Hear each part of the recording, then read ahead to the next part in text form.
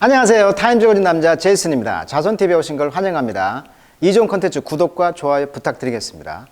오늘은 계속 이어서 미국에서 지금 가장 영향력 있는 사람, 백인 중에서 한 명, 미국의 부통령 카멜라 해리스. 많이 다뤘었죠. 제가 이제 카멜라 해리스 이야기는 많이 다뤘는데 왜 다룰 수밖에 없냐면 차세대 리더 중에서 단연 돋보이는 사람 중에 하나거든요. 자, 이분은 누구냐면 미국의 변호사 출신 제49대 부통령이다. 미국 최초의 여성 부통령이다. 이런 말을 해요. 그러니까 최초란 말을 많이 씁니다. 최초의 여성 부통령이기도 하고요. 1964년생이니까 현재 56세. 굉장히 젊죠.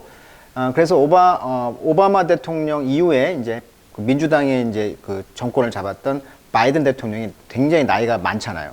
그러니까 그 할아버지인데 이렇게 젊은 부통령을 함으로써 이 중도층, 그러니까 흑인 계통과 아시아 계열을 이제 뭐랄까 표를 얻기 위해서. 왜냐하면 인도계거든요, 어머니가.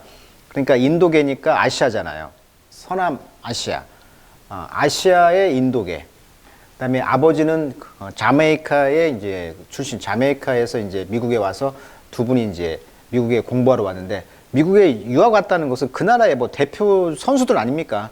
그러니까 완전 엘리트 집안이라는 얘기였죠. 그래서 미국에 정착하면서 아기를 낳기 때문에 이제 미국인이 된 거죠. 혼혈입니다, 혼혈. 그래서 어머니는 인도의 타밀의 지역에서 태어났고요. 미국으로 이민한 유방암 전문 과학자다. 이걸로 유명하죠.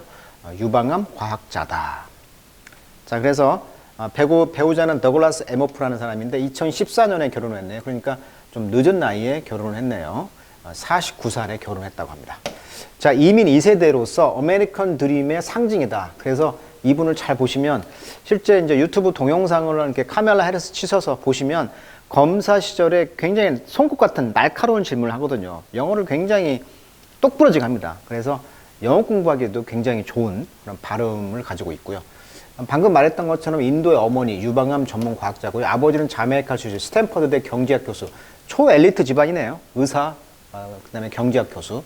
하워드대를 나왔네요. 정치학과, 경제학과를 전공했고 로스쿨, 그다음에 샌프란시스코 지방검사 최초 지방검사, 검사장, 흑인 여자 최초 검사장이 됐어요. 샌프란시스코에서 검사장, 캘리포니아주 전체 검찰총장. 생각해보세요. 우리나라에서 캘리포니아 주가 어마어마하게 크잖아요. 잘 사는 나라. 그런 나라의 검찰총장이 됐다는 거예요. 그 다음에 법무장관, 흑인 여성 최초입니다. 이것도. 그래서 흑인 여성 최초가 많아요. 2016년에 미국 상원 의원, 역시 두 번째 흑인 여성 의원 됐고요. 대정부 질문에서 선거 질문을 주목했다.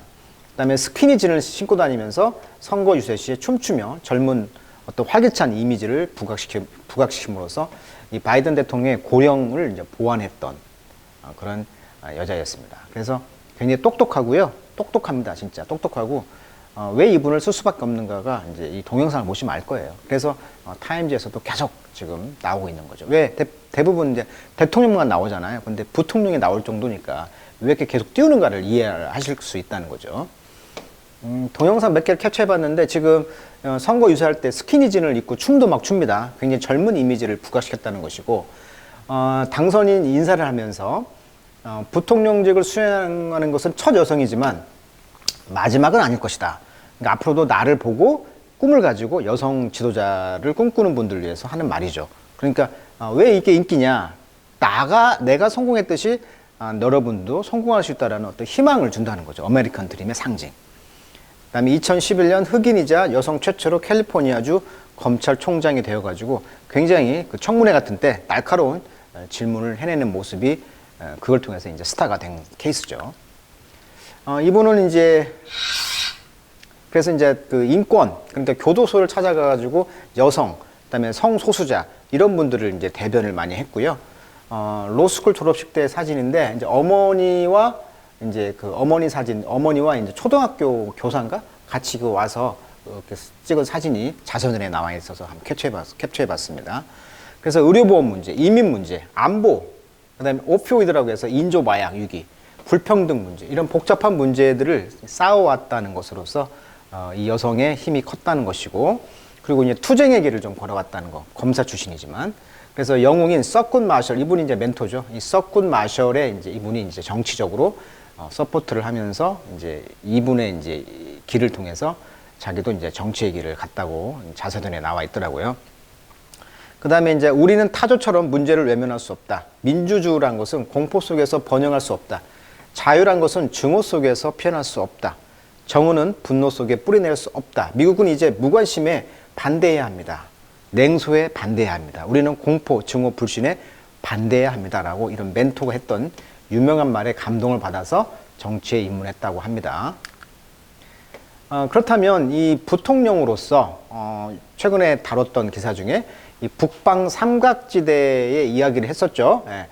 북방 삼각지대가 뭐냐? 미국의 멕시코의 문으로 오는데 이 멕시코에 이제 온두라스, 과테말라, 엘살바도르 이 3개 국가가 굉장히 문제가 많다는 거예요. 왜냐하면 엘살바도르는 79년에서 92년까지 내전에서 7만 5천 명이 사망.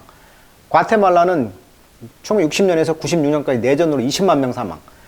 넘쳐나는 무기, 그 다음에 파괴, 살인, 강간, 기타 성폭력. 어마어마하게 지금 이렇게 폭력적인 나라가 되어 있어요. 2011년에서 2014년까지 거의 5만 5천 명이 살해되었고요. 5%만 유죄 판결을 받았다. 갱단의 폭력, 마약 밀매, 부정부패 만연. 그래서 이렇게 마라 18 조직이라고 있어요. 마라 18 조직. 그 다음에 마라 18 조직. 여기 보시면 마라 18 조직은 단순히 중앙 아메리카에서 라 18로도 알려진 18 스트리트는 로스앤젤레스 거리 갱으로 시작된 단민족 조국적 범죄 조직이다. 그러니까 LA에 있는 18번가 거리 갱 조직 이름이 검색해 보면 나올 정도니까 이런 조직 범죄들 이것이 이제 이 세 그 북방 삼각지대라는 이 나라들과 연관이 되어 있는데 여기에서 이제 8만 5천 명 조직원들이 강탈을 하고 상납을 받았다는 거죠. 유엔 여성 폭력 특별조사위원회요 2005년부터 2013년 온두라스에서 폭력으로 인한 여성 사망률이 263%였다.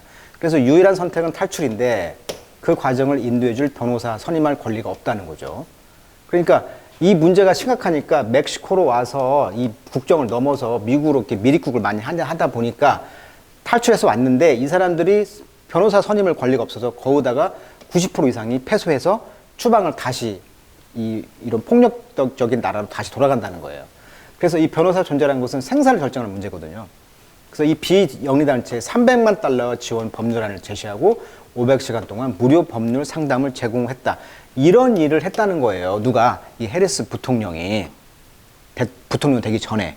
그러니까 이런 일을 했기 때문에 지금의 이제 부통령의 역할이 중요한 거고 이 문제를 계속 다뤘기 때문에 이번에 이제 부통령 처음 돼가지고 여기에 파견 가서 이 문제 해결하라고 했잖아요. 근데 여기서 이제 말 실수를 했잖아요. 뭐 그런 기사 검색해보면 나올 것 같고요. 자, 그래서 이제 이 내용 보겠습니다. 어렵지가 않아요. 자, making history, 역사를 만들었다. 뭐 여성 최초의 뭐 그런 말 했잖아요. 흑인 최초로. 자, 카멜라 해리스는 became vice president, 부통령이 되었을 때, 아메리카는 take a glorious step into, 아주 큰 족적을 남겼다는 거죠. 미래에. 그러니까 take a step into, 큰 족적을 남겼다. step, 발자국을 남겼다. 취했다. children in America, 미국에서 이제 어린아이들은 awaken, 깜짝 놀랐다는 거예요. 깨어났다는 거죠. to new possibility, 이런 새로운 가능성에. 그러니까 이 최초의 미국 여성 부통령이라는 이 대통령이 되면서 학생들, 아이들이 깜짝 놀랐다는 거죠. 나도 될 수 있겠네? 이런 희망을 줬다는 거예요. People around the world, 전 세계 사람들은요, 봤습니다. 미국이 이런 새로운 right, 빛에 있다는 것을. There was joy, 또한 기쁨이 있었습니다. in the air, 공중에 기쁨이 있었다. 분위기에. Not just because. 카멜라 해리스가 첫 번째 여자였으며, 첫 번째 블랙 펄슨이었으며, 퍼스트 에이전 펄슨이었어요. become vice president. 이것뿐만 아니라, 이것이 아니고, not이니까요. not only, but also죠. 뿐만 아니라, 부정이 아니네요. not only, but also. 긍정. 또 왜냐하면 그 컨트리, 국가, 미국이 봤다. What John Biden knew. 바이든 대통령이 knew, 알고 있는 것을 보았다는 거죠. 그 알고 있는 게 뭐냐. 카멜라 해리스는 바로 the best, 최고였다는 거예요. 최고 엘리트 중에 엘리트였다. 그걸 바이든 대통령이 알았기 때문에 이제 부통령에 이제 앉힌 거죠. I have known the vice president for a long time. 나 오랫동안 이 부통령을 알고 지냈는데 우리는 캘리포니아인이었으며 with a common motivation, 공통의 motivation, 동기가 있는데 이분이 지금 글을 쓴 사람이 지금 낸시 펠로시거든요. 이분 누구냐면 지금 81세이신데 미국의 정치인인데 민주당 소속으로 87년 연방 하원으로 선출된 이후 하원에서 폭넓은 활동을 해오고 있어요. 그리고 2007년에는 여성으로서는 사상 처음으로 미국 연방 하원 의장입니다. 의장. 그래서 이분 많이 나오죠. 키는 164cm, 배우자, 민주당. 예. 지금 굉장히 그 정권을 잡고 있죠, 이분이. 이분이 쓴 글이에요, 지금. 같은 여성으로서. 또 바이스 프레지던트의 엄마는 raised her two daughter, 두 딸을 키웠다는 거죠. 아까 그 인도에서 이민 왔다 그랬잖아요. She worked as a scientist, 과학자, 유방 브레스트 캔서 치료하는 과학자로서 일을 했다는 거고. 그녀의 엄마의 그런 셀프 디터미네이션, 이런 그 자기 확신이죠. 결심. 이것이 몰았다. 부통령을 일을. 그러니까 부통령이 되도록 추진했던 원력은 그 어머니의 그런 셀프 디터미네이션, 어떤 자기 결심, 이런 능력이 있었다는 거죠. 자, whether that is providing tangible relief to family.